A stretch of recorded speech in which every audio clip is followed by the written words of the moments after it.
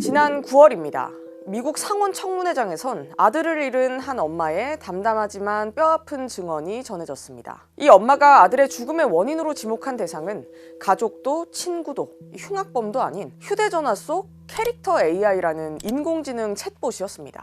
Last year, my oldest son, Soul Setter III, died by suicide. He was just 14 years old. Soul's death was the result of prolonged abuse by AI chatbots on a platform called Character AI. 캐릭터 AI는 스스로 만들어낸 캐릭터 챗봇과 계속해서 얘기를 나눌 수 있게 설계된 프로그램입니다. 캐릭터의 외모와 성격, 목소리까지 다 직접 설정할 수 있습니다. 얼핏 들으면 업무용으로도 많이 쓰는 이 생성형 AI에 스토리라인을 얹어서 채팅을 하는 단순한 형태 같은데 이 아이들을 돌아올 수 없는 곳으로 몰고 간 건 대체 무엇이었을까요? 수엘의 엄마는 지난해 캐릭터 AI와 최근 캐릭터 AI 핵심 인력을 영입한 구글 등을 상대로 손해배상 소송을 제기했습니다. 이 소장에는 캐릭터 AI와 수엘이 나눈 대화 내용이 여과 없이 담겨 있었는데요. 인기 드라마 여자 주인공 캐릭터가 수엘에게 노골적인 성행위를 묘사하는 대화를 유도했습니다. 심지어는 수엘이 고통 없이 죽을 수 있을지 두렵다고 말하자 그렇다고 해서 극단적 선택을 하지 않을 이유는 없다고 답하기까지 했습니다. With this in mind, they marketed the app as safe for children 12 years and older. They allowed sexual grooming, suicide encouragement,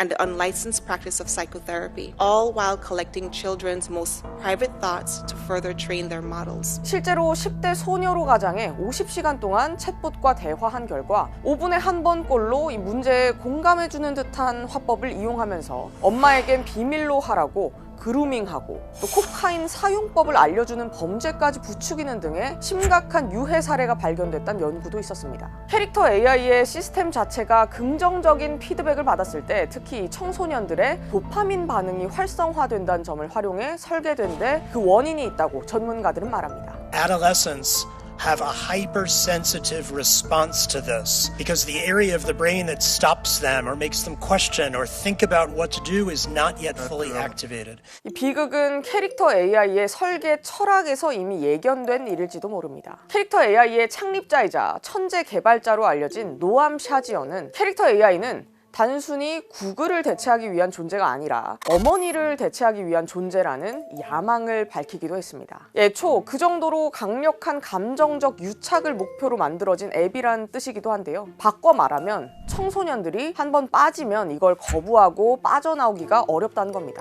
We hear a lot more from users. I'm talking to a video game character who's now my new therapist and this makes me feel better. 미국 청소년 3명 중 1명이 AI 챗봇과 매일 대화하고 있는 걸로 나타나면서 AI는 언제나 인간의 충직한 비서에만 머물 거라는 낙관이 약한 고리인 청소년들의 일상에서부터 무너지기 시작했습니다. 미국 캘리포니아주가 가장 먼저 칼을 빼들었습니다. 게빈 뉴섬 주지사가 미국 최초의 동반자형 챗봇 규제 법안에 서명했습니다. 사용자가 미성년자일 경우 채팅을 하고 있는 대상이 AI라는 걸 명확히 밝히도록 하고 또 자살 충동이나 자해 같은 콘텐츠 생성을 막기 위한 프로토콜을 의무적으로 마련해야 한다고 명시했습니다. 최소한의 안전망마저 2달도 안 돼 정치적 장벽에 부딪히는 듯했습니다. 트럼프 행정부가 중국과의 AI 경쟁에서 이겨야 한다며 각 주별로 적용하는 각기 다른 규제를 기업들이 모두 따를 필요가 없다는 내용의 행정명령에 서명한 겁니다. But there's only going to be one winner here, and that's probably going to be the U.S. or China. We have the big investment coming, but if they had to get 50 different approvals from 50 different states, you could forget it because it's not possible to do. 하지만 이 당초 언론을 통해 공개됐던 행정명령문 초안과는 달리 실제 발표된 행정명령문에 트럼프 행정부는 몇 가지 예외를 명시했습니다. 이 가운데 하나로 아동 및 청소년 보호에 관한 주정부 권한을 존중한다고 못 받고 있습니다. 트럼프 행정부조차 이 짧은 시간 내에 AI에 무방비로 노출된 아이들에 대한 안전망은 타협할 수 없는 영역이라는 걸 인정한 셈입니다.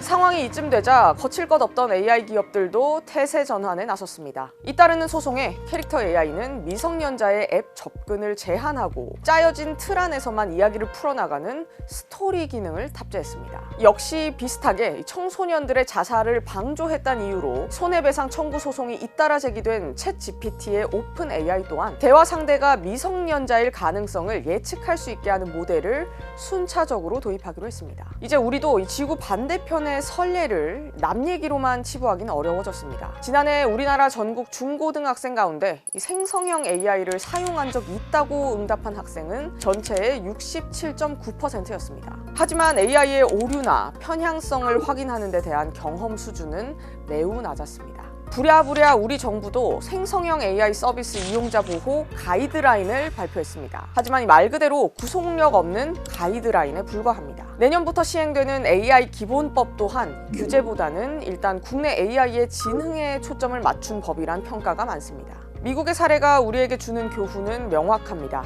기술 발전을 향한 거침없는 속도전 속에서도 우리가 끝까지 지켜내야 할 가치가 있다는 겁니다. 혁신의 사각지대에 놓인 우리 아이들을 위한 더 세밀하고 단단한 안전망을 고민해야 할 때입니다. SBS 이현영입니다.